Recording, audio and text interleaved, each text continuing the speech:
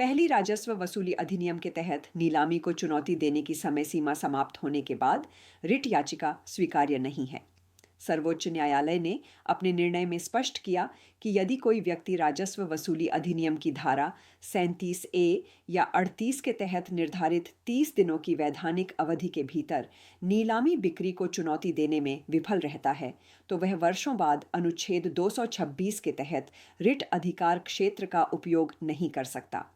न्यायालय ने यह भी माना कि बिक्री की पुष्टि पर उच्च न्यायालय द्वारा लगाई गई अंतरिम रोक वैधानिक उपचार प्राप्त करने की 30 दिनों की समय सीमा को नहीं रोकती है, इसलिए अपीलकर्ता की याचिका खारिज कर दी गई।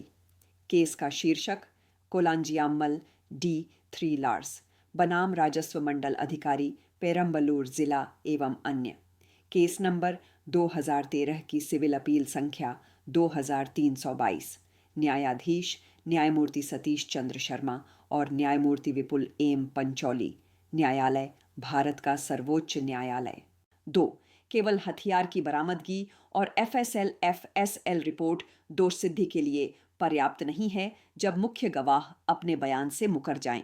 शीर्ष अदालत ने हत्या के आरोपी को बरी कर दिया क्योंकि अभियोजन पक्ष अपराध को संदेह से परे साबित करने में विफल रहा। न्यायालय ने पाया कि घर के ऐसे स्थान से हथियार की बरामदगी जहां परिवार के अन्य सदस्यों की भी पहुंच हो और बिना स्वतंत्र गवाहों के की गई बरामदगी दोष सिद्धि का एकमात्र आधार नहीं हो सकती। इसके अतिरिक्त चश्मदीद गवाहों के मुकर जाने और सह आरोपियों के बरी होने के कारण अपीलकर्ता के खिलाफ परिस्थितिजन्य साक्ष्य कमजोर पाए गए। केस का शीर्षक गोविंद बनाम हरियाणा राज्य। केस नंबर 2024 की आपराधिक अपील संख्या 5641। न्यायाधीश न्यायमूर्ति JK माहेश्वरी और न्यायमूर्ति विजय बिश्नोई। न्यायालय भारत का सर्वोच्च न्यायालय। 3-1।